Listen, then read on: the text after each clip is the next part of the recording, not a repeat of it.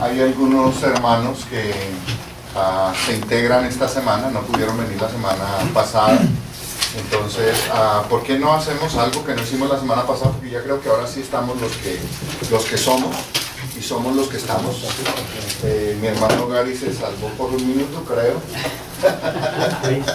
Entonces vamos por lo menos rápidamente a presentarnos y vamos a dar el nombre, país de origen y a qué iglesia asiste, y así por lo menos vamos a tener una idea. Entonces empecemos por aquí por la derecha, mi hermano Daniel. Daniel Vaquero, de México, Iglesia Amigos.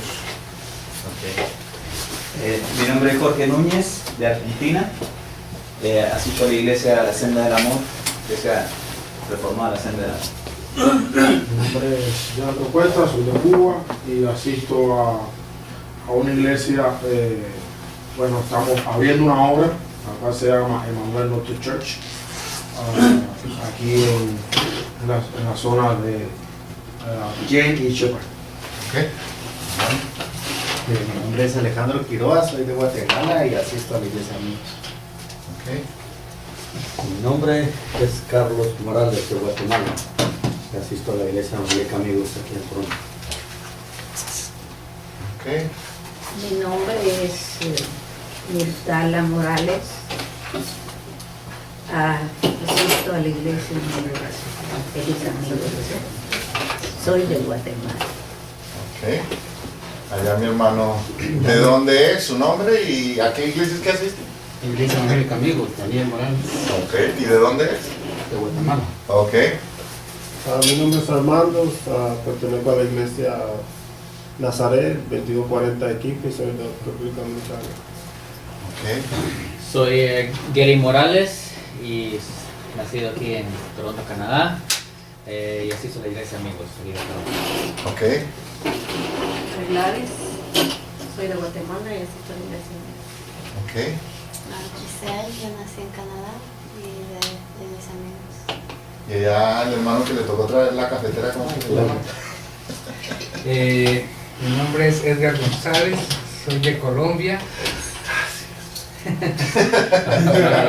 Me congrego en la Iglesia del Redentor. Ok, ¿y el hermano que acaba de entrar de dónde es? ¿Cómo se llama y a qué iglesia asiste? Bueno, mi nombre es Noel Morales, soy de la iglesia aquí, Iglesia Evangélica Amigos. Mi número de licencia Código postal. Ok, también es de Guatemala. Ok, mis hermanos, entonces la semana pasada dimos parte de la introducción al tema, tomamos algunos temas importantes, pero lo importante es que aquí somos un grupo de hijos de Dios que queremos buscar la gloria de nuestro Padre Celestial, y el interés al dictar este curso, al reunirlos, es que podamos tener algunas herramientas que son importantes para predicar, para dar estudios, porque sé que todos, la mayoría de ustedes ocupan cargos dentro de sus iglesias, ayudan al pastor, predican, dan estudios. Entonces, los principios que vamos a ver aquí, o que empezamos ya a ver la semana pasada, los cuales voy a hacer un breve resumen en un momento, aplican a la predicación, aplican a los estudios bíblicos, pero recuerdan que les dije que algo muy importante, aplican a nuestra propia vida, porque es la manera como debemos empezar a estudiar la Biblia para nosotros mismos, cómo hacemos nuestro devocional, porque de ahí parte. Entonces, es básicamente el elemento. Como les decía la semana pasada, aquí tenemos hermanos que ya están ordenados, están en proceso de trabajar en sus primeras iglesias, ya lo están haciendo. El hermano Edgar es uno de ellos, ya predica. Mi hermano Yando también lo hace. Mi hermano Armando Vázquez, él trabaja conmigo en la iglesia, cuando yo no estoy él es el que predica. Así que, y ustedes son de la Iglesia Amigos también. Entonces tenemos un grupo bien interesante, porque venimos de diferentes partes del continente. Entonces creo que va a ser una experiencia enriquecedora para todos nosotros, partiendo de ese principio que todos tenemos una experiencia que contar. Hace muchos años, cuando yo empecé el proceso de ordenación con la Convención Bautista de Ontario y Quebec, uno de los pasos que se da en el proceso para ordenar un pastor es nombrarle 2 pastores como coach, como se me fue la... Mentores. Mentores es la palabra, gracias. y le nombran a uno un pastor que ya está pronto a retirarse y uno que lleva unos 10, 12 años en el pastorado. Son los dos mentores que se los nombran a uno que uno está empezando. Entonces, ellos lo acompañan a uno en el proceso, le ayudan, oran por uno, le acompañan en muchas cosas. Entonces, una de las cosas que yo quisiera es que oráramos los unos por los otros en este curso. Vamos a orar, vamos a repartirnos los nombres ahora, tal vez al terminar el curso, al terminar la clase, ponemos los nombres y nos los vamos a asignar y vamos a orar los unos por los otros, porque el interés de todos nosotros es glorificar al Señor a través del ministerio al cual nos ha llamado, que es la predicación de su palabra, y es un excelente ministerio, pero demanda esfuerzo. Y la otra cosa que aprendí con uno de los mentores que me pusieron, que es el pastor Edwin Smart, así se llama, y por cierto es muy smart. Le pregunté una vez que cuánto se tardaba él para preparar un sermón, porque es las primeras cosas que uno empieza a preguntar después de que sale del seminario. ¿Cuánto es el tiempo promedio para preparar un sermón? Me dijo, esa pregunta tiene dos respuestas. ¿Dos respuestas? Yo sí. Dijo, en cuanto al trabajo homilético, exegético y todo esto, yo utilizo entre 12 a 16 horas de trabajo para un sermón. Es lo que me gasto en todo el trabajo que hago. No, está más o menos de acuerdo al estándar que nos enseñaron en el seminario, que son de 10 a 12 horas. Ok, ya se pasa un poquito, pero bueno, está. Pero la respuesta que más me sorprendió fue la segunda. Me dijo, preparar un sermón se tarda toda una vida.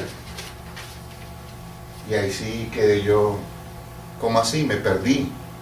Dijo, porque cuando nosotros predicamos, Dios utiliza cada parte de nuestra vida y le incluye en un sermón. Entonces, piensen en esto, o pensemos en esto. Muchas de las cosas por las que usted ha venido pasando en la vida son parte de la formación que Dios le ha venido dando y moldeando para que usted y su vida llegue a ser un sermón, porque eso tenemos que ser al final del día, una verdad de Dios predicada en donde los demás pueden ver a Cristo. ¿Cuál es la función de un sermón? Predicar a Cristo. Que los que están sentados en las bancas vean a Cristo. Su vida y la mía tiene que llegar a hacer eso. Entonces, sus experiencias muchas veces van a formar parte de una parte del sermón. Especialmente, y quiero hacer esta advertencia, no caigamos en el error de, cuando estamos predicando, tratar de ponernos como los héroes. ¿Sí?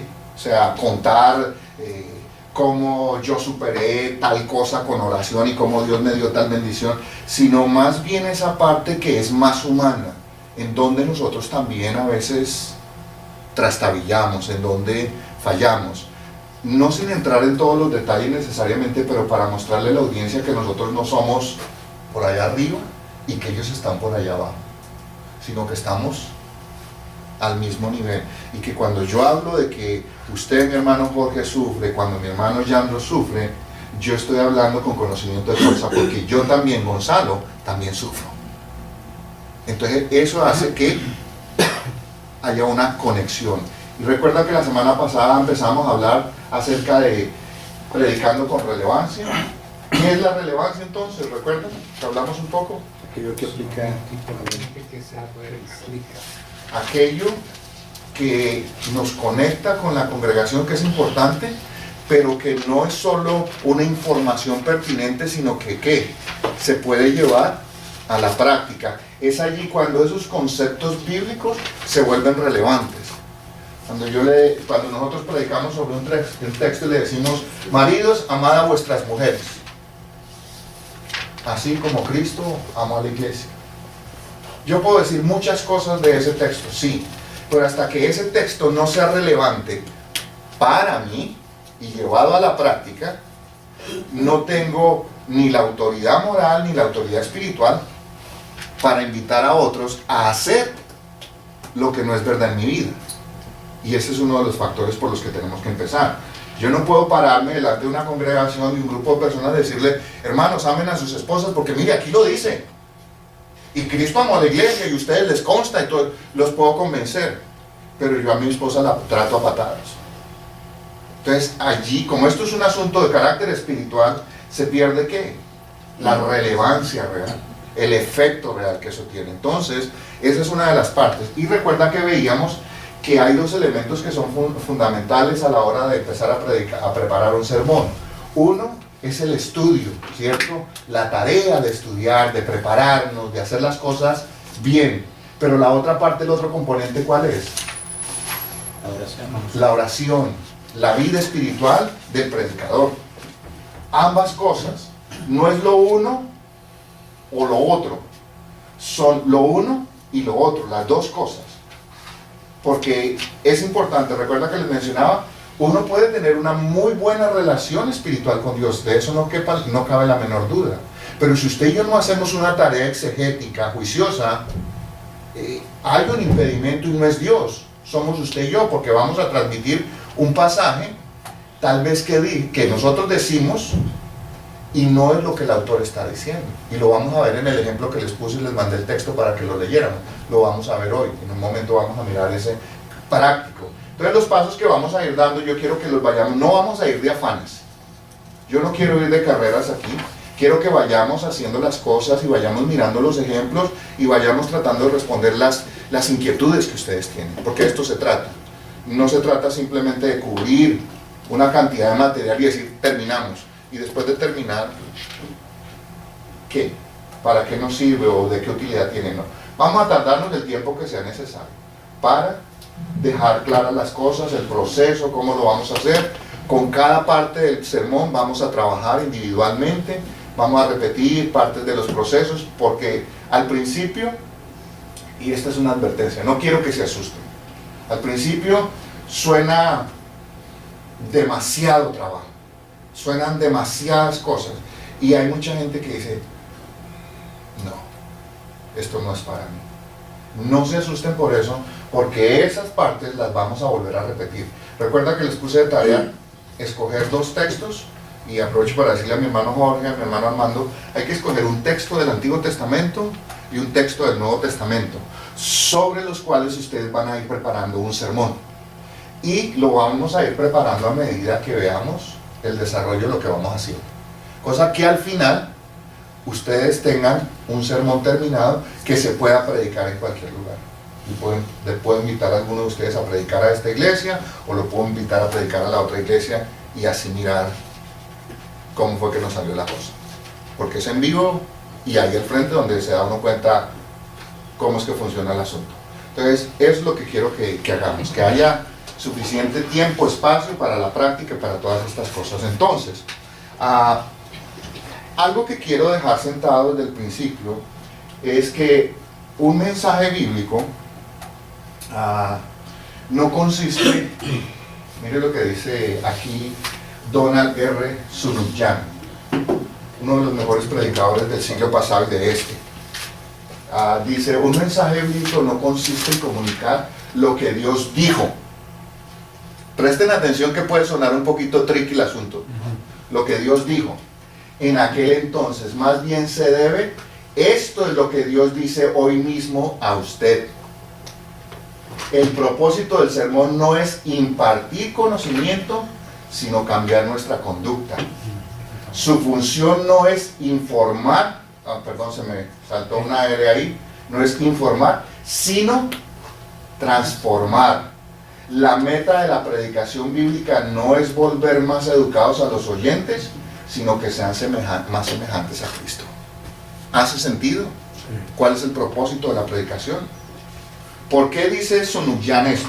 Sunukyan dice esto porque muchas veces encontramos predicadores que conocen muchísimo de la Biblia, conocen las palabras, conocen el significado y todo eso, y la gente sale muy bien informada, con una cantidad de datos históricos impresionante. Pero esos datos históricos no transforman a la gente.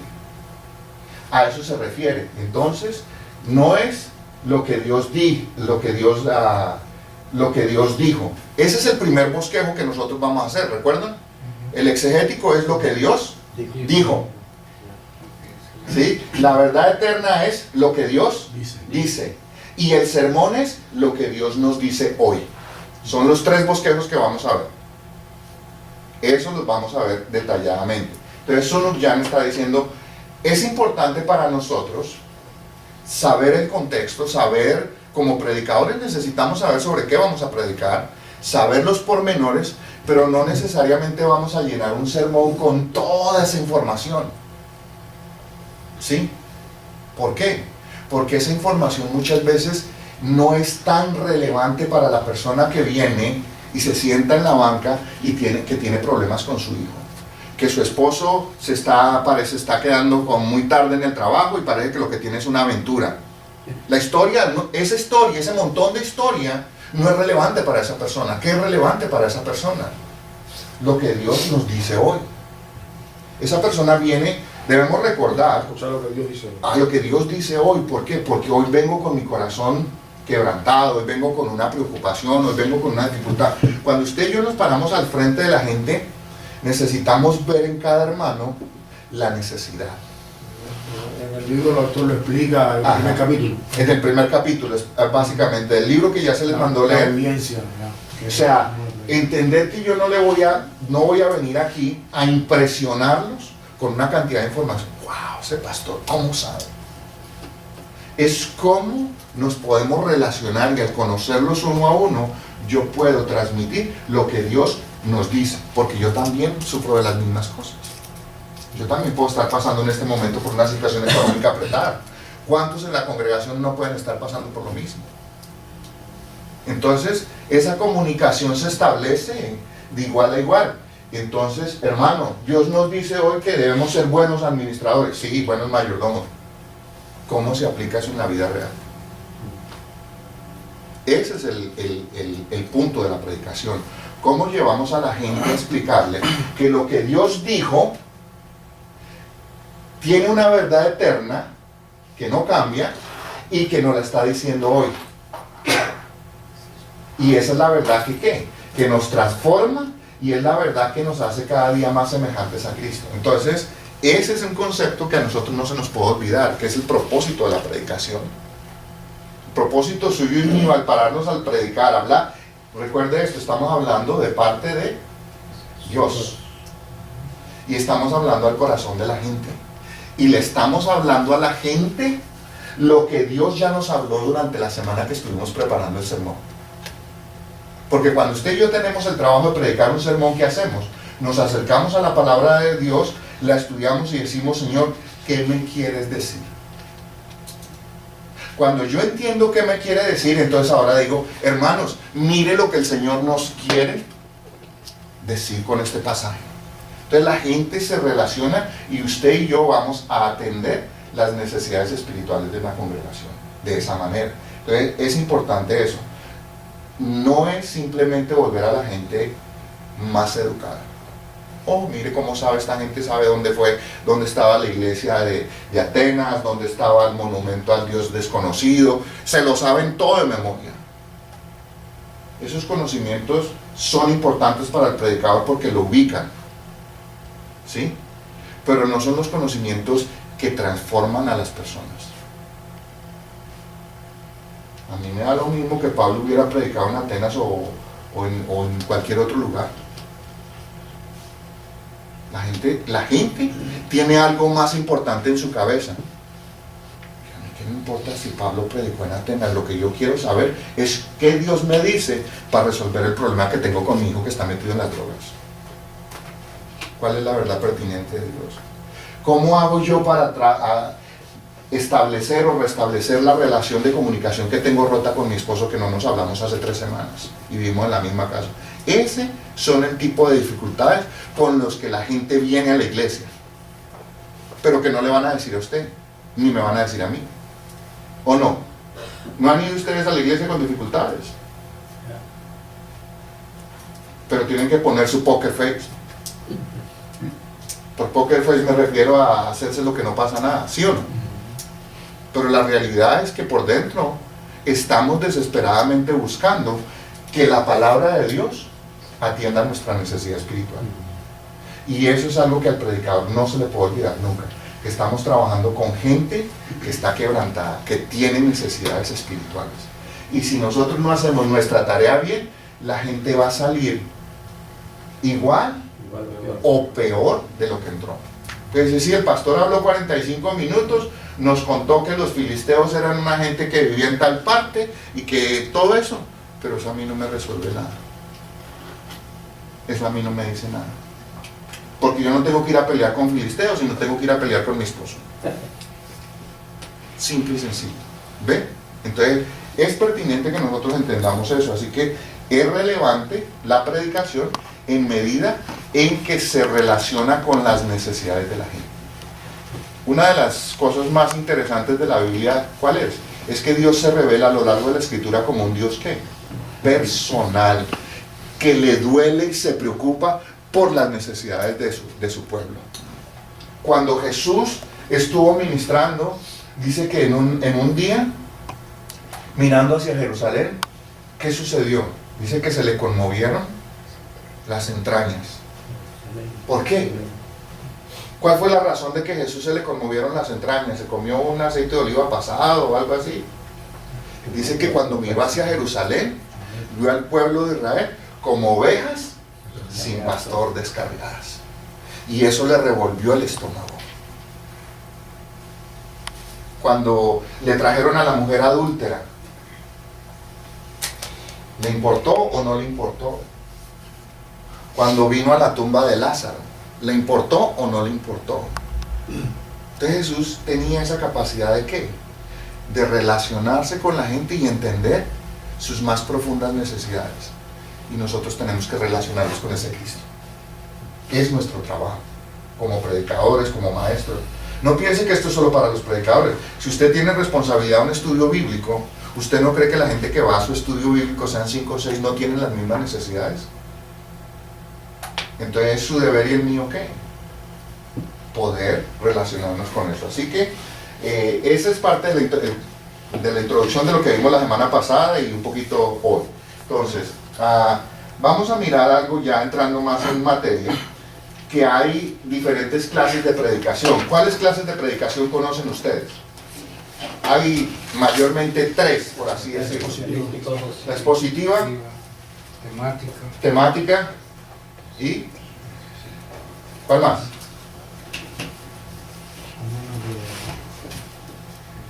La de espontánea, ¿no? No. Textual. Textual. Entonces tenemos la textual, tenemos la temática y tenemos la expositiva. 3 tipos de predicación. Así se divide. Ahora, antes de que ustedes llegaran, estaba conversando con el hermano Jorge y le estaba diciendo que esta es una manera de dividir la predicación de la vieja escuela, pongámoslo así. Hace unos cuantos años y durante muchos siglos, la predicación se definió en este sentido: o era textual, o era temática, o era expositiva. De acuerdo a la denominación, muchas denominaciones se identificaron con una en particular y la tomaron como suya. Y entonces, de ahí se decía que a mí me gustan, por ejemplo, los presbiterianos o los bautistas porque predican de manera expositiva. ¿Sí? No, a mí me gustan los hermanos pentecostales porque es que estos hermanos sí tienen fuego. Mire, esos hermanos cogen un tema y es de Génesis hasta Apocalipsis y le dan a usted 3 horas de viaje por toda la Biblia. ¿Sí?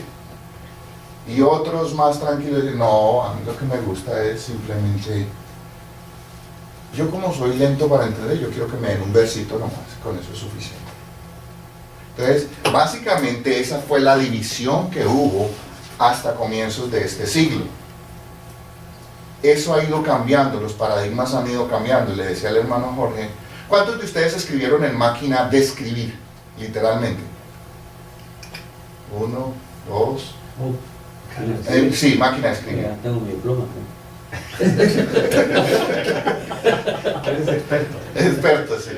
Si le preguntamos a Giselle qué es una máquina de escribir, yo no sé si vamos a estar seguros de que sepa que es una máquina de escribir. ¿O sí? ¿Sí? ¿La usaste? ¿Ve?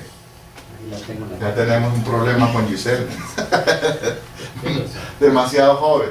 Entonces, la situación es esta, para usarlo de la paradoja de la ilustración de la máquina de escribir. La máquina de escribir cumplió su propósito, en su tiempo, bajo las circunstancias en que la sociedad vivía en ese momento, ¿cierto?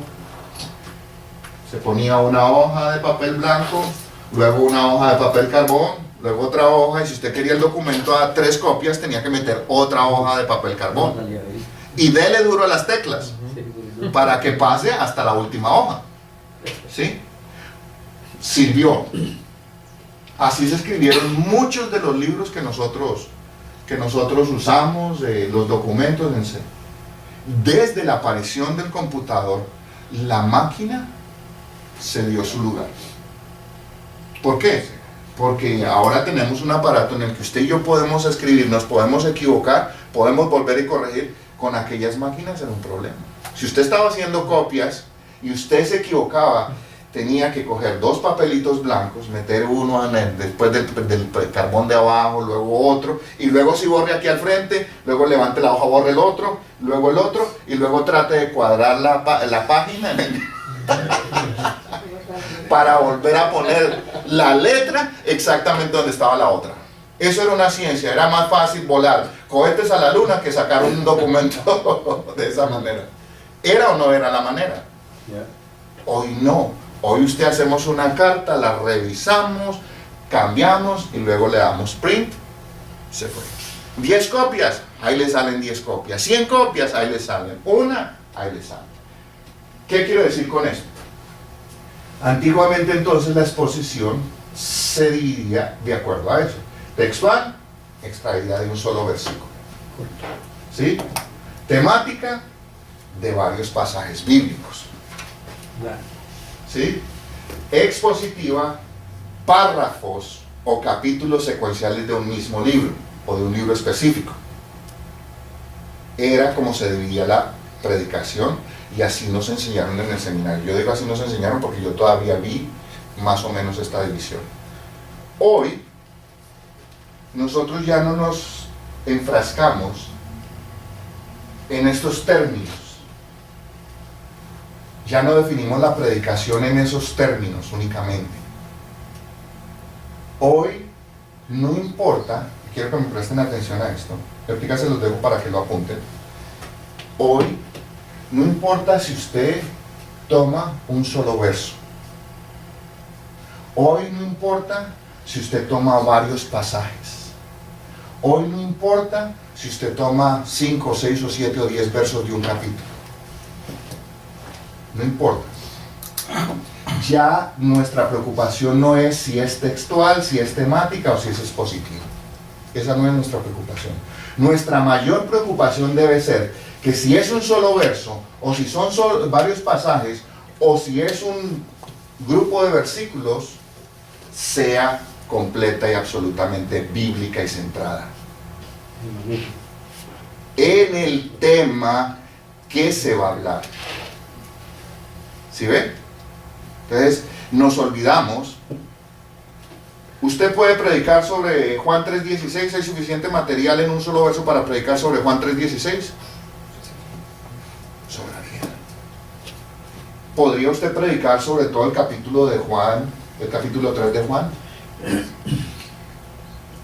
Todo, predicarlo, o una buena porción. Podría ser. ¿O podría predicar usted a través de toda la Biblia acerca del amor de Dios?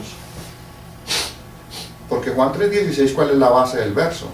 Porque de tal manera, entonces, allí estamos hablando de ¿qué? Del amor. Si yo tomo todo el capítulo, puedo seguir hablando del amor, porque está expresado en ese capítulo. Pero también si cojo varios pasajes de la Escritura, también puedo predicar sobre el mismo amor. El punto es entender, recuerda que les explicaba la semana pasada, el punto es, si voy a tomar el tema, por ejemplo, del amor, de varios pasajes, tengo que asegurarme de que la palabra que fue traducida por amor tiene el mismo significado en todos los textos que voy a usar. Se refiere a lo mismo. Si voy a tomar varios pasajes del Nuevo Testamento que hablen de amor, por decir algo, ¿qué tengo que hacer? Asegurarme que si voy a hablar, por ejemplo, del amor incondicional de Dios, ¿cierto? Porque Juan 3:16, la palabra amor allí es ágape. Y se refiere al amor, ¿qué? Incondicional de Dios. Entonces yo voy a buscar en Mateo, donde dice amor, pero tengo que asegurarme que sea ágape. Con eso sí estoy hablando del mismo tema. Y luego paso a Marcos, y luego a Lucas, y luego a Juan. Digo, mire, este es el amor de Dios. Ahora voy a hablar del amor que deben tener los padres por los hijos. Ya no puedo usar Juan 3:16 de esa manera. ¿Por qué? Porque la palabra allí amor no es el amor entre padres e hijos. Tengo que buscar en el Nuevo Testamento la que me diga que estorgue, que es el amor entre padres e hijos. Si voy a hablar del amor que tienen los hermanos entre sí, entonces tengo que buscar en el Nuevo Testamento la palabra que hable de qué clase de amor. Fileos. Pero si voy a hablar del amor que siente un hombre por una mujer, tengo que buscar qué pasajes me dicen que es amor eros, que es un amor sexual, inclinado a lo sexual y erótico. Y sigo hablando en una sola misma palabra en español. ¿Ve el significado? Entonces, no importa cuál de estos tres temas usted y yo escojamos, lo que tenemos que asegurarnos es que estemos hablando del mismo tema, del mismo asunto, sin salirnos de él. Ahora, ¿cómo hacemos eso? Esa es la pregunta. Así que, para eso requerimos, ¿qué? Estudiar. Para eso se requiere el estudio. Y eso es lo que estamos haciendo aquí, tratando de entender estos conceptos para que cuando lo hagamos de manera adecuada. No nos dejemos llevar por nuestra traducción, y nosotros nos apegamos, como cristianos, bueno, es normal, nos apegamos a la primera Biblia que conocimos, con la que conocimos el Evangelio. La mayoría de los que estamos aquí, ¿con qué Biblia conocimos el Evangelio? La Reina Valera del 60, simple y sencillamente. Entonces tenemos la tendencia a ¿qué? A apegarnos a ella. Pero como predicadores necesitamos empezar a abrir ¿qué? Los brazos y mirar un poquito más allá. Cada vez lo vamos a mirar un poquito más en detalle. Así que la predicación bíblica, entonces ¿quedó claro esa parte?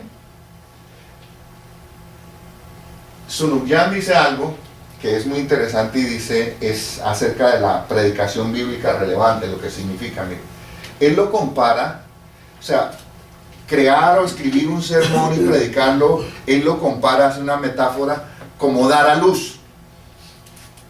Y espero no se vayan a ofender las damas que hay aquí, pero lo está diciendo en el sentido espiritual, ¿cierto? Dice, hay algo que está creciendo en mí y se hace cada vez más grande. Ya quiere salir, pero es difícil sacarlo. ¡Ay, qué dolor! Por fin, ya terminó. Ahora dígame, ¿no es el bebé más hermoso que hayan visto? Tanto así que al día siguiente se experimentará una especie de depresión postparto. Escribir un sermón es que algo empieza a crecer en usted y en mí. El Espíritu Santo hace crecer algo en nosotros. Y empieza a crecer y a gestarse y a madurar. Y llega un momento en que, ¿cómo lo pongo en el papel? Sí, no, ya. Y cuando usted lo mira dice, wow, mire ese bebé tan hermoso que me quedó. Y si le quedó hermoso, al día siguiente, y a esto se le conoce en teología como el síndrome de Elías, normalmente los predicadores el día lunes entran en un estado de depresión. ¿Sabían ustedes eso?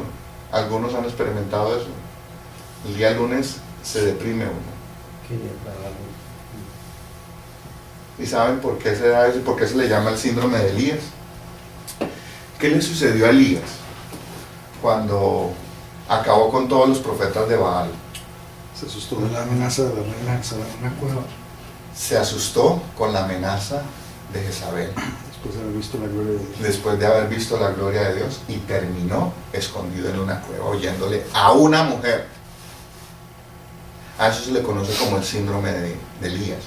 significa que un día, y el día domingo suele suceder cuando usted y yo hemos preparado el sermón, cuando usted y yo hemos orado, es decir, estamos aquí viendo la gloria de Dios cuando lo predicamos y nos damos cuenta que la gente atendió, la gente les tocó el corazón, y después de eso viene un descender. Y es normal, y lo digo por experiencia. Muchas veces, después de revisar mis sermones, digo, ¿cómo fui a decir una cosa de esas? ¿Cómo fui a predicar algo como esto? Yo no sé por qué estos hermanos a mí no me han apedreado. Es parte del proceso que el Espíritu Santo hace en nosotros para que no nos enorgullezcamos. Porque cuando uno predica, y predica bien, empieza a sentirse que es el más guapo, el más valiente, y es necesario. Recuerda que toda la vida el apóstol Pablo tuvo algo. ¿Qué era? Un aguijón. ¿Y qué hacía ese aguijón en él? Recordarle que era un hombre. Y dice, y Dios envió un mensajero de Satanás para que me abofeteara. Era para que lo mantuviera con los pies en el piso. Un hombre que fue al tercer cielo, el lobo, era para que dijera, yo camino 10 centímetros arriba del piso. Sin embargo, ese aguijón en la carne, ese mensajero de Satanás estaba allí para recordarle que no era más que un simple mortal al cual Dios había tenido la misericordia de usar. Entonces es importante que recordemos esto. Requiere esfuerzo, requiere trabajo de nuestra parte, requiere oración, pero al final la gloria es única y exclusivamente para Dios. No es para usted ni para mí.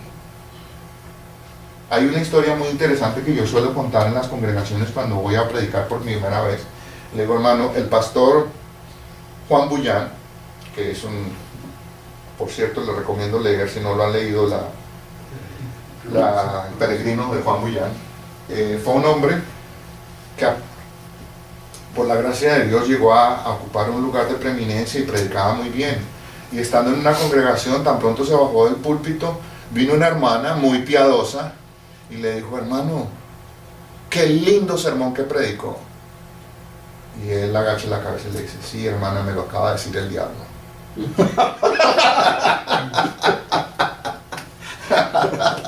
Se quedó así como que me quiso decir. Es verdad, cuando usted y yo hacemos un buen trabajo, Satanás va a decir, muy bueno. Entonces uno tiende entonces yo sí soy bueno para esto. Sí, en ese caso siempre uno dice, para Dios sea la gloria, ¿no? Claro, pero no basta con decirlo, hay que creerlo y hay que manifestarlo de verdad. ¿Sí? Porque yo puedo decir, sí, la gloria para Dios, porque yo también me la merezco. Entonces, es importante que tengamos eso, que crear un sermón, crear un estudio, representa todo un proceso de creación. Porque es que usted está creando algo de un texto y lo está trayendo para que sus hermanos se nutran de él. Entonces, lleva responsabilidad. Así que preparar un sermón, mi hermano, requiere esfuerzo, requiere disciplina, requiere trabajo duro, ¿sí? Requiere estudiar juiciosamente los textos. Hay una tentación y ustedes se van a ver tentados a esto. Recuerda que les mandé en el texto, que les mandé diciéndoles el texto de Santiago, que les escribí abajo. No consultáramos internet, ni comentarios, ni nada. ¿Por qué? Esta es una regla muy importante. Cuando usted va a predicar, usted coge un texto y si lo primero que hace es irse al internet,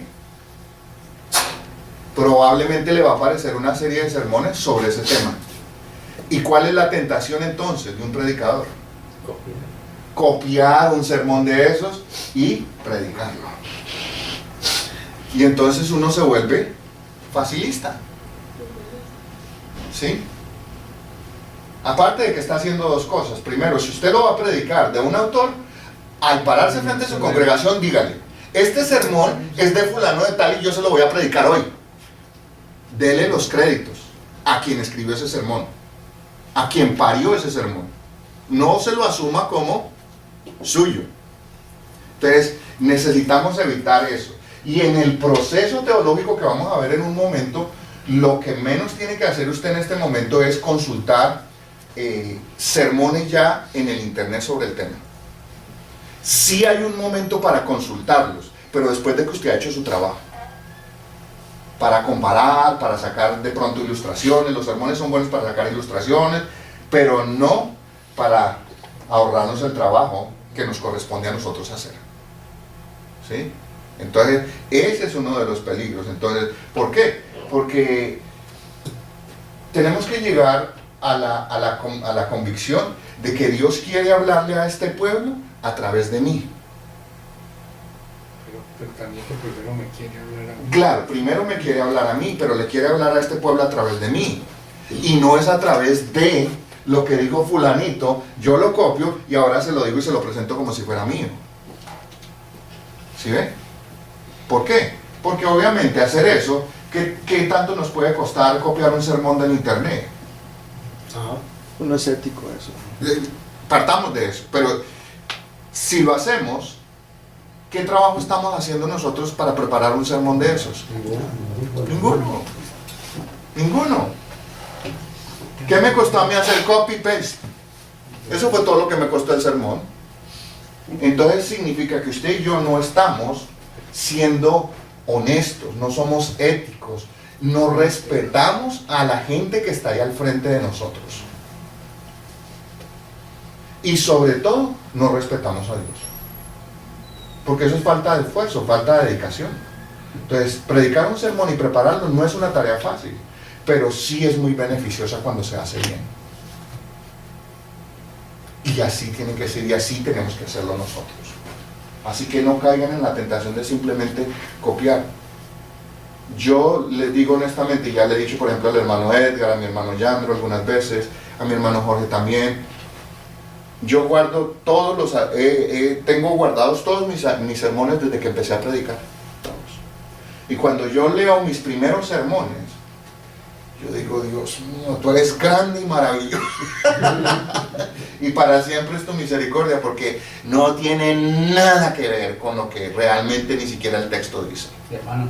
Sí, mi hermano. Dice, esa lista de sermones, ¿usted puede repetirlo de aquí a la vuelta de un año o algo así? Sí, claro. Sí, claro, si son suyos, usted lo puede hacer y se va a dar cuenta de algo maravilloso como me ha sucedido a mí, que empieza después de un tiempo que lo revisa, hay muchas cosas que cambiarle y termina siendo casi que un sermón nuevo. Pero sí, usted lo puede predicar. Yo he predicado en 2 lugares, por ejemplo, la serie de sermones sobre el Sermón del Monte.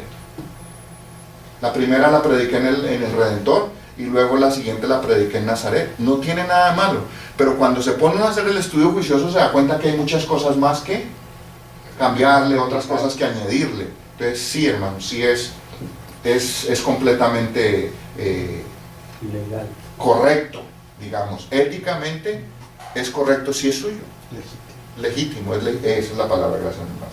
Así que ¿cuáles son algunas de las ventajas que hay cuando usted y yo predicamos de manera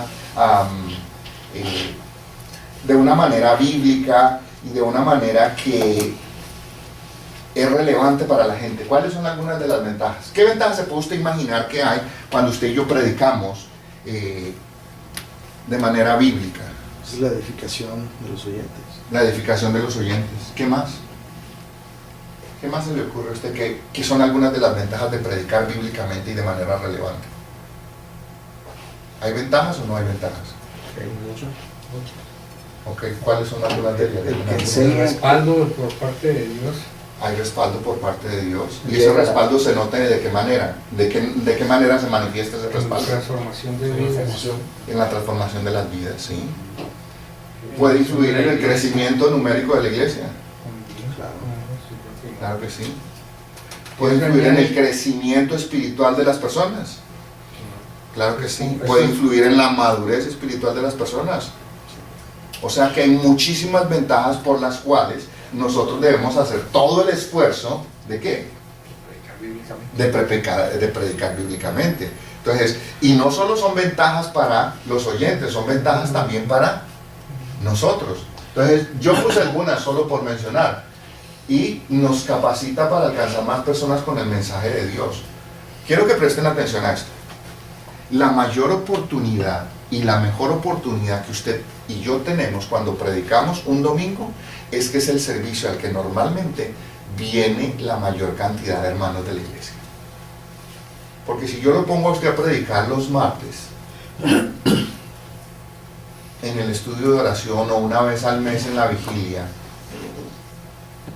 ¿qué sucede en esos servicios? Hermano Armando, cuéntenos una experiencia que le pasó hace unos días que yo estaba por fuera. No, que hermano llegan 3 o 4 de milagro. ¿Sí? Entonces, es común. Pero cuando usted y a mí nos ponen a predicar un domingo, es cuando tenemos la mayor cantidad de gente. Entonces, usted y yo tenemos que llevar eso en mente. Como el domingo es el día que más gente tengo, ¿cuál es mi responsabilidad? Utilizar lo mejor posible ese tiempo que tengo. Porque tal vez, oiga esto, tal vez, si tengo visitas o alguien viene, tal vez puede que para esa persona no haya una segunda oportunidad. Esa es una opción. Puede ser. Y si usted y yo nos dispersamos por las ramas y no predicamos nada, esa persona vino y usted y yo no le aportamos nada a la vida de esa persona. Puede ser que no vuelva. O no sucede normalmente en las iglesias que hay personas que vienen un domingo y ya nunca más vuelven.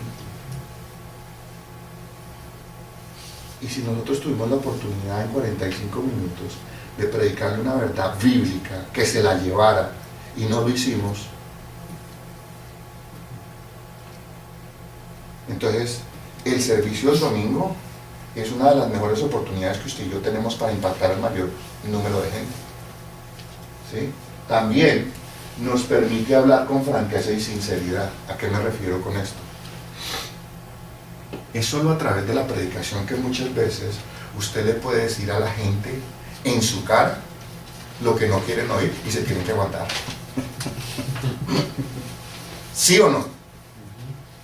De otra manera, si usted intenta hacerlo personalmente, le van a poner argumentos y hasta puede salir e irse. Pero el día domingo, aunque esté ahí, no es verdad y no me va, se lo tiene que aguantar. No estoy diciendo que seamos groseros ni mucho menos, sino que seamos francos y sinceros con la palabra de Dios. Está la palabra de Dios. Sí, es la palabra de Dios. Recuerde que usted y yo no tenemos la autoridad para cambiar la palabra de Dios. A nosotros no se nos ha otorgado la autoridad de decir, bueno, Dios dijo que, por ejemplo, para ser bien prácticos, la Biblia habla de dar el diezmo. Yo sé que con buena voluntad y con buenas intenciones muchas veces uno como predicador dice, bueno hermanos, usted está teniendo dificultad para dar el diezmo, ¿por qué no empieza dando el 5? Eso es una herejía. Ahí tiene. ¿Por qué es una herejía? No, ese día no sé. Porque exactamente, simple y sencillo. Dios está diciendo es 10. Cambiando la regla de Dios. Exacto. ¿Quién se cree usted y quién me creo yo para bajarle el estándar a Dios? ¿Sí ve? Entonces cuando nosotros mismos bajamos el estándar de lo que Dios dice, nosotros no le estamos hablando a la gente con franqueza y sinceridad. Mire hermano, yo sé que usted tiene problemas para diezmar, pero mientras usted no empiece a dar el diezmo, usted va a seguir teniendo problemas. No le va a gustar. I'm sorry, pues lo siento. Pero usted no lo debe hacer porque yo se lo estoy diciendo. Usted lo debe hacer porque Dios dice. Habla usted con franqueza y sinceridad. Entonces, va a hablar a los jóvenes, por ejemplo, cuando están los jóvenes. Muchachos, la Biblia dice que no se deben casar en yugo desigual. Muchachos, ustedes que andan con un novio que no es de la iglesia, que no es cristiano. Si usted les va a decir eso en otro contexto, de otra manera, entonces la predicación nos brinda esa plataforma de poder ser francos y sinceros con la palabra de Dios. También, ¿qué más hace? Aumenta nuestra credibilidad.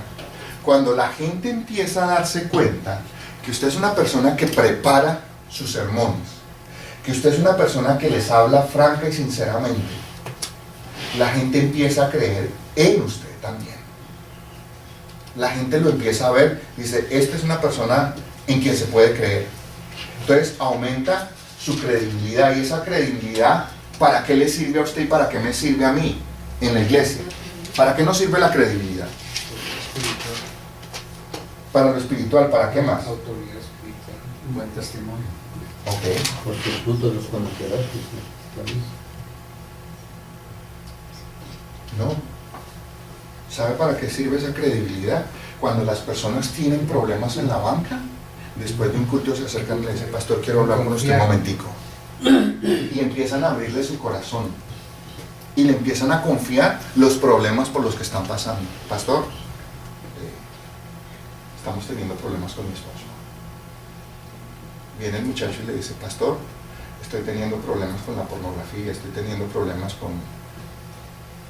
Porque empiezan a confiar en usted. Porque usted les ha mostrado que usted se apega a la palabra de Dios y que quiere el bien de ellos. ¿Sí?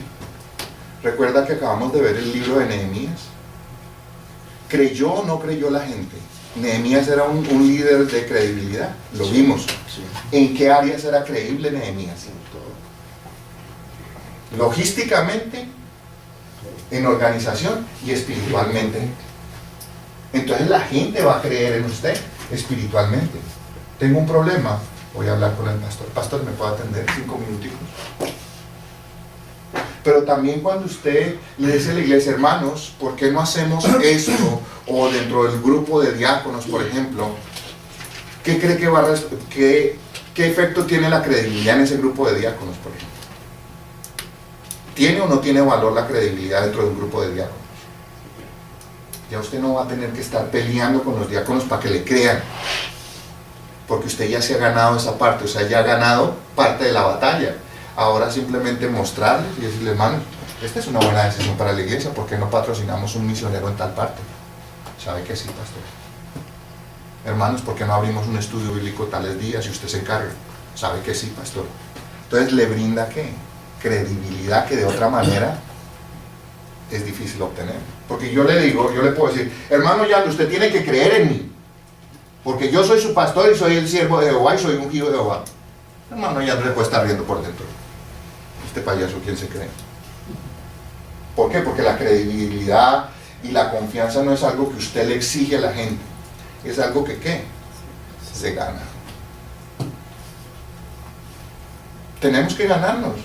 ¿Usted cree que la gente hubiera seguido a Nehemías si no hubieran confiado en él? Nada se hubiera hecho. No se hubiera hecho nada. Y recuerde que este no es un trabajo llanero solitario. Usted necesita gente para poder lograr lo que Dios quiere hacer. A menos que específicamente Dios lo ha llamado a hacer una tarea a usted solo. Y Él le va a dar las herramientas, pero generalmente, aunque lo llama a uno solo, siempre lo rodea de ¿qué? De gente que tiene el mismo sentido y confían en su líder. Moisés, una gran parte del pueblo no le creía y se querían devolver. Sin embargo, tenía un grupito que creían a ojos cerrados. Entre ellos, ¿quién? El sucesor, Josué. ¿Ve? Entonces la credibilidad juega un papel importante. ¿Cómo se logra la credibilidad? Increíblemente o no, a través de la predicación bíblica. Y también otra ventaja es que es el punto inicial de contacto con los visitantes. Viene un visitante, oye su predicación y quedan impresionados y de pronto se acercan y se empieza a establecer ¿qué? Una relación de amistad, y es un visitante. Entonces estos son elementos más los que ustedes mencionaron, que podríamos hacer una lista muchísimo más larga de esto, de lo que la predicación hace por nosotros. ¿Estamos hasta ahí claros? Perfectamente claro como el agua del río Ontario, del lago Ontario, ¿cierto?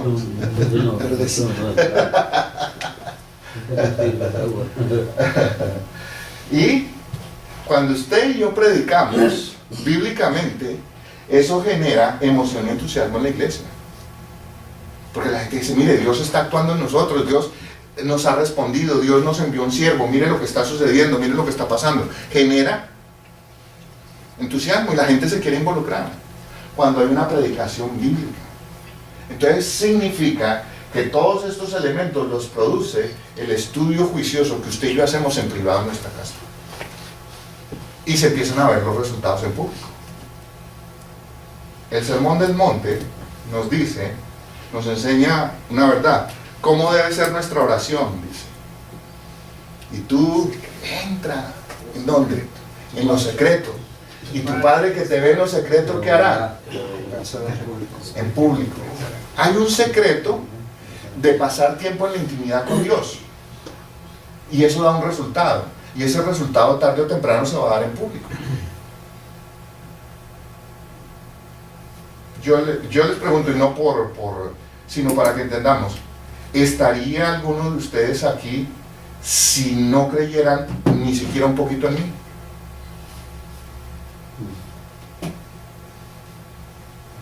Hay que ganarse la credibilidad. Y eso no se la gana uno así, sino a través de la predicación. Es un resultado de su estudio y del mío, de un estudio juicioso de las Escrituras. Entonces, hasta ahí estamos claros. Ok, entonces veamos qué es lo que nos dice Dios.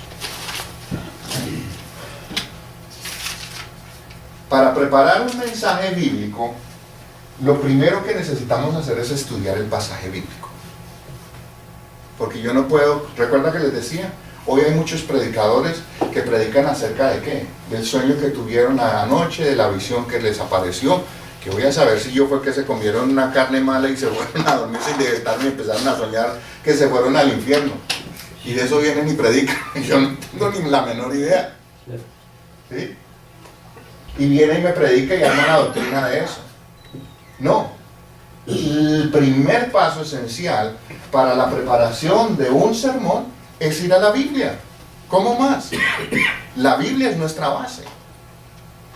Por eso le digo, a la hora de preparar un sermón, lo menos que tenemos que ir a hacer es buscar en el internet o en los comentarios de sermones, porque hay libros llenos de sermones. Todos los escritores tienen, todos los predicadores tienen su colección de sermones.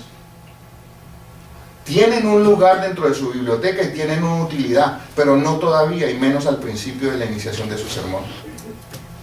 Yo tengo la colección de los sermones de Charles Spurgeon, de John Piper, tengo de Charles Stanley, tengo de Jonathan Edwards, pero es el último recurso que miro para buscar ¿qué? Ilustraciones. ¿Sí? Entonces, es esencial para nosotros determinar entonces el significado exacto de lo que el autor quiso decir. Y estamos hablando aquí del primer bosquejo, que es el pasado, lo que Dios dijo. El bosquejo exegético. Es el primer bosquejo que vamos a hacer, el exegético. Para que no se enreden, entonces es el bosquejo de lo que Dios dijo en pasado, ¿cierto? Y cuando yo entiendo ese pasaje, entonces puedo predicar adecuadamente el pasaje. Si yo no lo entiendo, ¿cómo puedo predicarle a otros de ese pasaje? Cuéntame. ¿Puede usted enseñar algo que usted no sabe? Algo que usted no entiende. Si yo les fuera a enseñar aquí cómo se saca la raíz cuadrada de un número, créame que vamos a salir todos más enredados que cualquier otra cosa, porque yo de eso no tengo ni idea. Pero algunos profesores dicen, si no los instruye, por lo menos confúndalos. Esa no es mi táctica, ¿ok? Mi táctica es que la gente entienda lo que está escuchando. Entonces, este primer paso de ver qué es lo que Dios nos dijo, entonces, lo primero que tenemos que hacer es leer el contexto anterior del pasaje.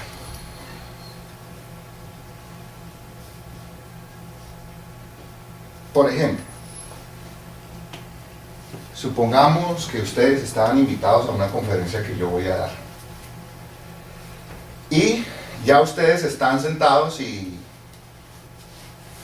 llega el hermano Edgar, un poco tarde, Y no porque llegue tarde, es simplemente una ilustración, ¿ok? Y en ese momento yo estoy diciendo, los colombianos son unos narcotraficantes, asesinos, tramposos, mentirosos. Y el hermano Edgar, que viene por primera vez a una conferencia, dice, ah, no, si van a hablar mal de los colombianos, yo me voy. Y por la misma que entró, por ahí mismo sale. ¿Qué le faltó al hermano? Saber de qué estaban hablando. Si yo dijera, la misma conferencia, estoy hablando sobre los latinos, y yo dijera, es que los mexicanos no son sino narcotraficantes, violadores, asesinos, y lo peor que ha venido a este país. El hermano Daniel, que es mexicano, va entrando y dice, ay, yo aquí a qué me quedo. ¿Qué le faltaría a usted ahí en ese caso? ¿Quién fue el que estaba diciendo eso? Entender por qué. ¿Por qué lo estoy diciendo?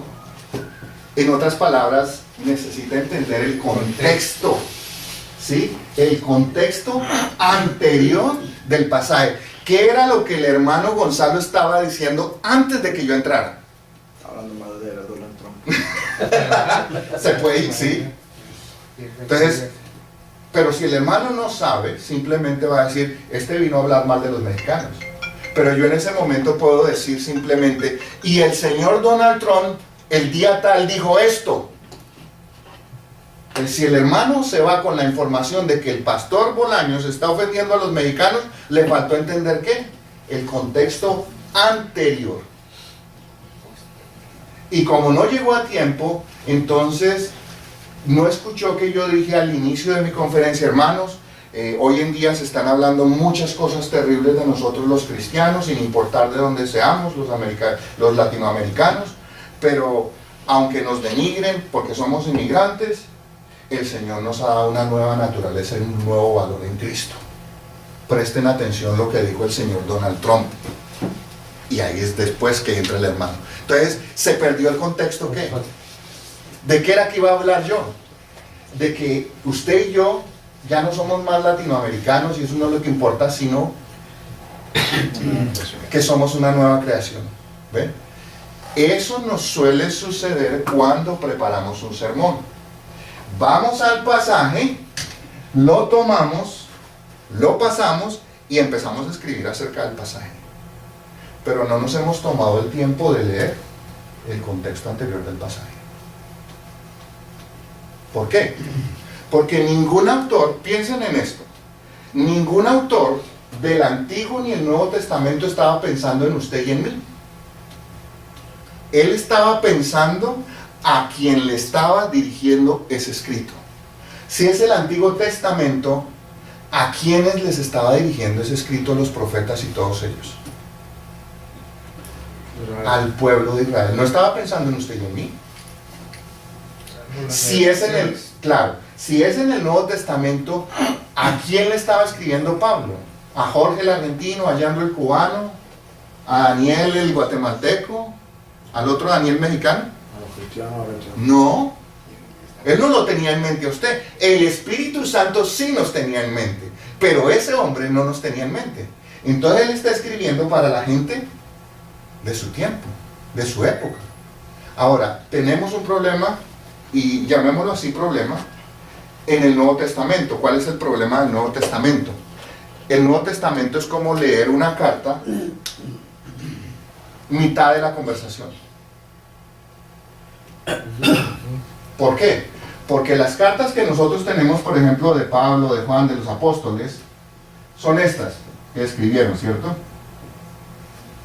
Generalmente en estas cartas ellos están atendiendo necesidades particulares de una iglesia, ¿cierto? ¿Qué hay de malo en eso? Nada, pero no sabemos qué fue lo que esta iglesia le mandó decir en la carta que Pablo recibió que provocó esta. ¿O qué le dijeron? ¿Qué es lo que le están diciendo? ¿Qué es lo que le están preguntando? La queja, o la queja. ¿Cuál fue la queja? Aquí, recuerde que Pablo había instalado ancianos, por ejemplo. Entonces se les presentaban problemas. Estos ancianos se reunían, escribieron una carta y decían, hermano Pablo, tenemos este problema aquí. Y entonces Pablo decía, bueno hermanos, entonces aquí les va la respuesta. Pero en el Nuevo Testamento usted no encuentra esto.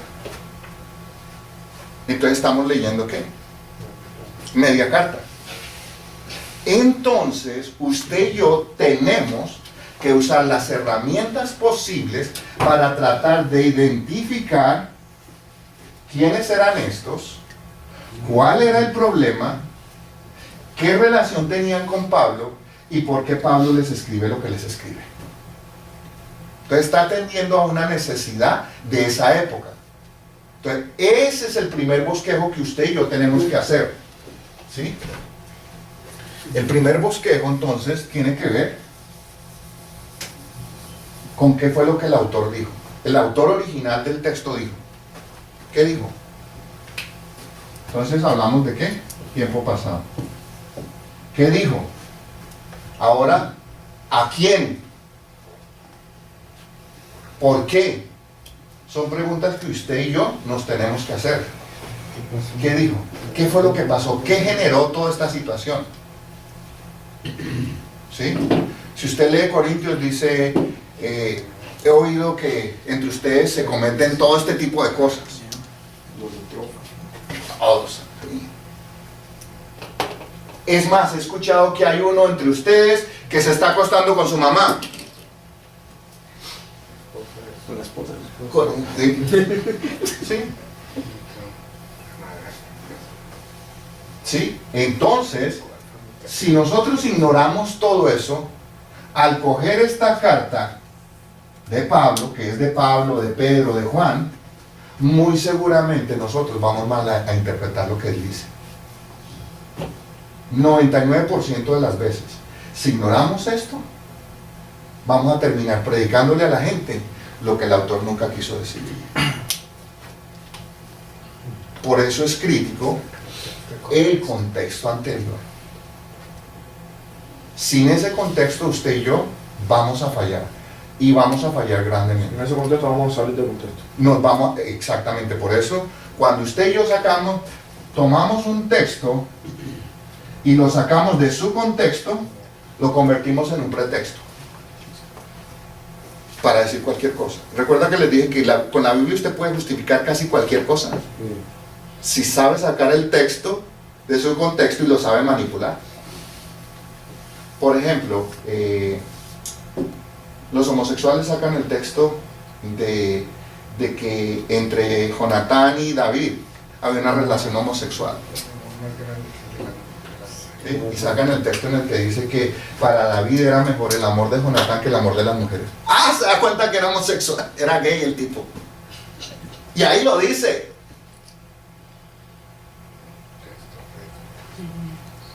Y la gente puede decir, oiga, sí, yo nunca lo había visto de esa manera. Y no lo va a ver de esa manera porque si usted es un cristiano no lo puede ver de esa manera. Claro. Pero si se deja pintar de esa manera, obviamente le van a mover el piso y lo van a sacudir. Tendríamos que analizar por qué David dijo eso, en qué contexto se lo dijo, por qué razones se lo dijo a Jonatán y de qué amor está hablando allí. ¿Sí ven? Entonces, es esencial entonces leer el contexto. En todos los pasajes. Ningún autor escribió desde el vacío. Entonces, cuando nosotros entendemos el contexto, entonces tenemos que empezar a escribir. Ya ahí empieza usted y yo, empezamos a hacer nuestro primer bosquejo. El contexto es nuestro primer bosquejo. Entender históricamente todas estas circunstancias. Entonces, ¿cómo hacemos eso? Empezamos a subrayar en el texto, y ya les voy a dar un ejemplo. Vamos a mirar rápidamente y la próxima clase lo miramos bien lento, tranquilos. Subrayar en ese texto los aspectos que no son claros para usted ni para mí.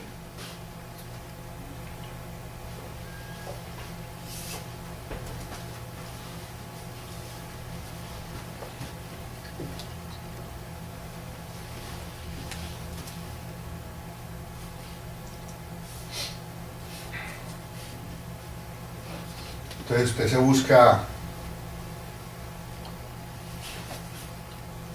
un método para subrayar. Yo tengo método de colores para subrayar los textos. Cada quien va a ir desarrollando sus propios métodos como mejor le parezca para subrayar un texto, para anotar qué son las cosas que usted, por ejemplo, de ese texto entiende, pero cuáles son las cosas que usted, ni idea de lo que está diciendo ese texto, son claras para usted, o que usted tiene una medio idea vaga sobre el texto. ¿Qué significa esa palabra? ¿Significa exactamente lo mismo que usted entiende en su cultura? Estamos hablando entre latinoamericanos. Hablamos el mismo castellano y sin embargo hay mucha diferencia entre el significado que le dan unos a una palabra y otros a otra palabra. Eso no es.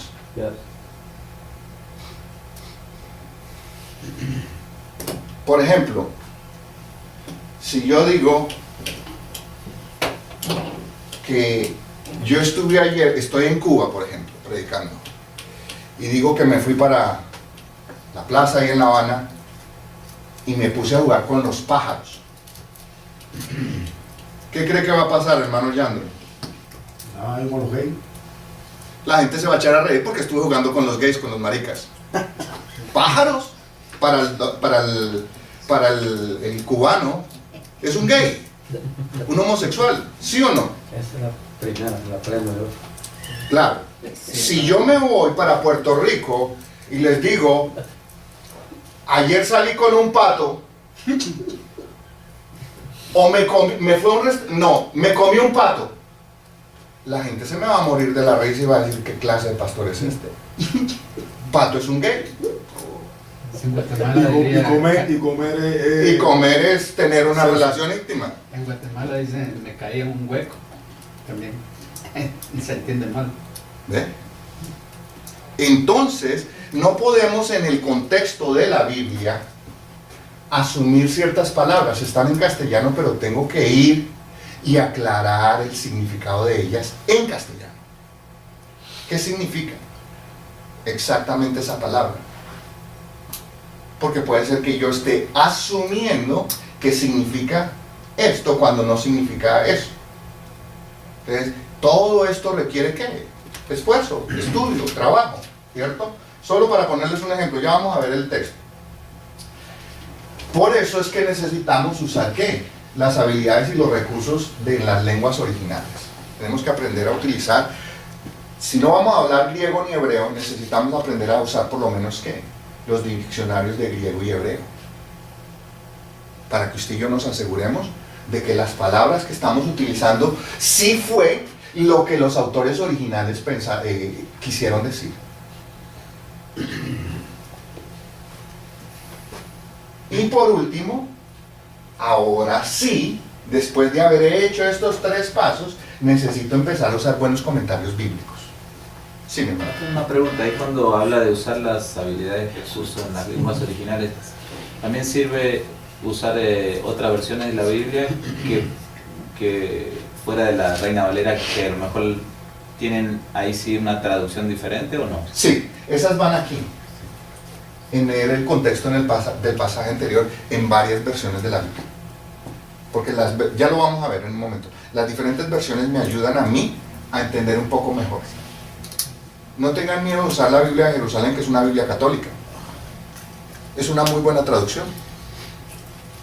No tengan miedo de usar la nueva versión internacional, aunque hay en el internet videos de que la hizo el diablo, de que no sé qué, de que sé cuándo. Pero eso sí. No estamos... que falta pasajes de la Biblia. Claro que sí, pero la idea es que nosotros entendamos que hay diferentes maneras de traducir la Biblia y que vamos a sacar de toda esa conglomeración de material un resultado más óptimo, ¿sí? Porque me ayuda con unos significados. Entonces no debo tener temor de utilizar, si somos bilingües, hablamos el inglés, utilizar una buena versión en inglés, la King James, la Tyndale, las nuevas versiones de la Biblia en inglés, y utilizar una Biblia de lenguaje sencillo. No tengamos miedo en utilizarlas, porque las vamos a poner a la luz de la Biblia, la que nosotros confiamos más, y eso nos va a ayudar a entender el pasaje. Ya les voy a dar un ejemplo de eso. Entonces, ¿está claro esto? Estos son elementos para el primer paso. Estamos apenas empezando a estudiar el pasaje. Esto es esencial para empezar a estudiar. Es como si usted y yo dijéramos, me voy a preparar un sándwich. Entonces usted va a la nevera y saca el pan, pone sobre la mesa, saca el jamón, saca el queso, saca la mayonesa, los tomates, la lechuga, tiene ya todo sobre la mesa. Y ahora que ya decidió de qué se va a comer el sándwich, entonces ahora lo empieza a preparar. Le pone mayonesa al pan, le pone el jamón, luego le pone el queso, luego le pone el tomate. Este es el primer paso. Estamos empezando a sacar todos los ingredientes que vamos a utilizar para la elaboración de nuestro sermón. Entonces, ahí estamos.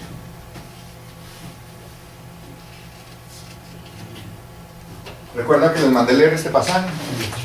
Ok. ¿Cuál es el contexto de ese pasaje? Aquí tenemos una pequeña dificultad. ¿Cuál es la dificultad? Que no tenemos primeramente con Santiago ningún otro escrito de Santiago. Entonces usted no tiene con qué comparar. No hay otros versos aquí adelante que nos expliquen el contexto. Porque hay contexto anterior, contexto posterior. Por contexto anterior y por contexto posterior, ¿a qué me refiero? Este es un pasaje, ¿cierto?, de la Biblia. Este es los versos que voy a utilizar del 1 al 5, por decir algo. No, perdón. Aquí para que haya una... Vamos a suponer que vamos a usar Juan. Entonces, aquí voy a usar capítulo 3. Este es capítulo 3. Versos 15 al 18. Este es mi texto, ¿cierto? ¿Cuál es el contexto anterior? Del 1 al 14. ¿Ok? ¿Cuál es mi contexto posterior? Del 19 hasta whatever, hasta el final. En algunos pasajes del Nuevo Testamento, como ustedes se van a ir dando cuenta, tanto en Pablo como en Romano, el contexto no empieza aquí, empieza en el capítulo 2. El contexto anterior. Y el contexto posterior no termina en el 3, termina en el capítulo 4, por decir algo. Entonces, si usted y yo vamos a predicar sobre este texto, que son 3 versos, debo más leer todo esto para poder predicar bien ese pasaje. Si no lo hago, si usted solo se concentra en esto, va a predicar un texto fuera de su contexto. Simple y sencillo. ¿Estamos claros hasta ahí? Entonces, vamos a iniciar a hacer el bosquejo de este. Este es el contexto de Santiago. ¿Ok? En el contexto de Santiago, como no tenemos, y lo vamos a empezar en el primer capítulo, y vamos a predicar todo el libro de Santiago. Vamos a predicar todo el libro de Santiago, ¿ok? Eso es lo que usted se ha planeado hacer y eso es lo que vamos a hacer. Entonces, ¿cuál es el contexto de Santiago? El contexto de Santiago está aquí. Este es el contexto de Santiago. Si usted pierde este contexto, va a predicar mal todo el libro de Santiago. Simple y sencillo, planamente. Porque aquí está el contexto. Sin ese contexto claro, en su mente y en su corazón, no importa qué pasaje usted predique de Santiago, si no es con respecto a ese contexto, usted y yo vamos a predicar mal todo el libro. Vamos a decir cosas que son verdad y vamos a leer versos que son verdad, pero no los estamos enfocando desde el contexto en que se escribió. Entonces, analicemos por ejemplo este pasaje. ¿Cuál es el contexto de Santiago?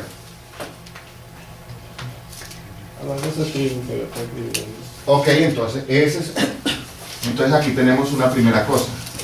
Está escribiendo a la diáspora, los que han sido dispersados de Jerusalén. Ok, otra cosa que tenemos aquí. Entonces, ¿qué es lo que estamos haciendo? Estamos empezando a subrayar cosas que nos van a ayudar a entender el contexto. Ahora, yo empezaría aquí. ¿Quién es Santiago? ¿Quién es este fulano? El hermano del Señor. Yo necesito saber quién es este Santiago, porque cuando leo los evangelios hay varios Santiagos. Entonces quiero estar seguro de qué Santiago es. Y para eso tengo que preguntarme. Ahora, cuando averiguo quién es este Santiago, a mí me llama la atención por qué se identifica. Pero no solo eso, voy a ponerlo más bien en rojo para resaltar.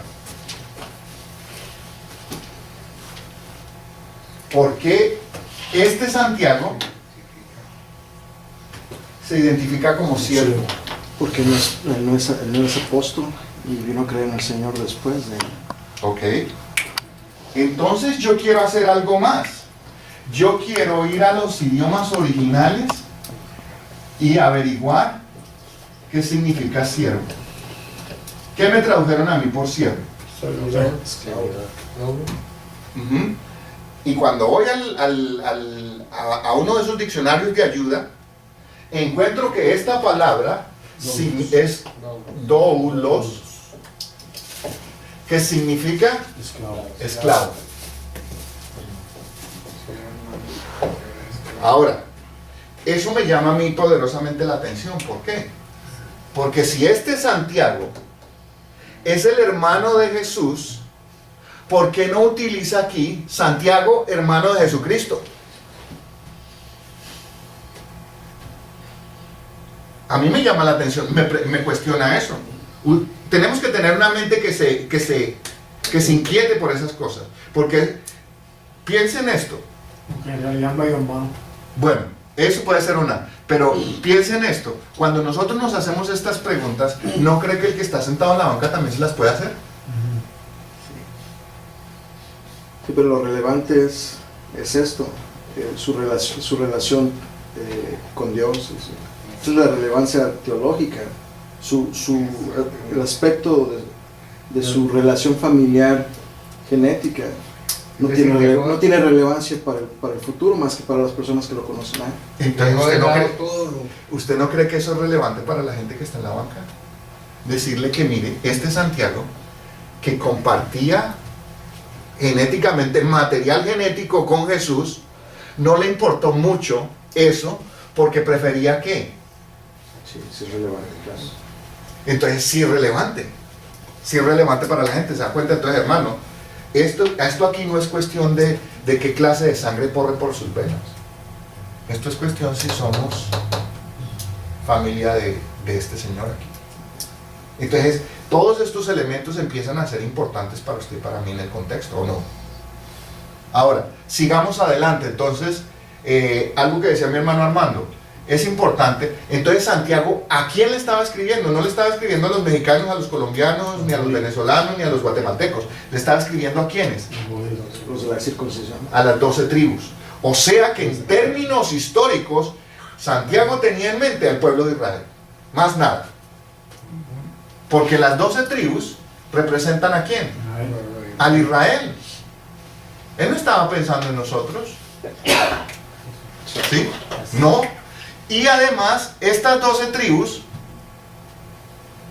estaban en la dispersión. Usted y yo tenemos que hacernos la pregunta, ¿por qué? ¿Por qué estaban en la dispersión? Tenemos que ir a la historia.